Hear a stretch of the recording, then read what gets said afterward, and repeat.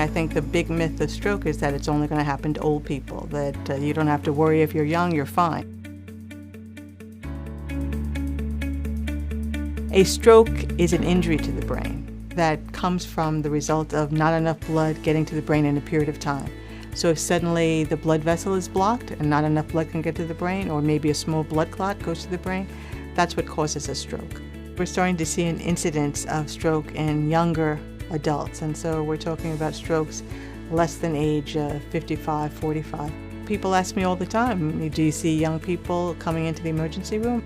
Yes, in fact, yesterday I saw someone who was 22 who came into the emergency room with a stroke. A young woman in yoga class, she noticed that she couldn't see very well, and she thought, well, that's odd, is something in my eye, and she had neck pain. And she developed a stroke because there was an injury to one of the arteries, so it didn't allow enough blood flow to get to the brain. It didn't even occur to her that this could have been a stroke.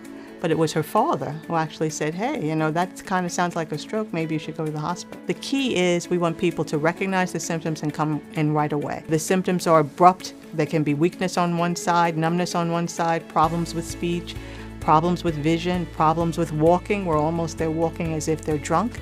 If those symptoms happen suddenly, you need to call 911 immediately in order to go to the closest emergency room. Stroke is very scary, so there's a lot of denial, and many times when people come into the emergency room, I say, well, why didn't you come in right away? So if someone has maybe arm weakness, they say, oh, maybe I slept on it wrong. But if it's persistent for hours, that's not really consistent with sleeping on your arm. Specifically with stroke, if you think you're having one, or if your friend or family member's having one, the real thing that you should do is come into the hospital. It's not time to sort of look up your symptoms and figure it out on your own. Really, this is time dependent, and it's important that people come in right away.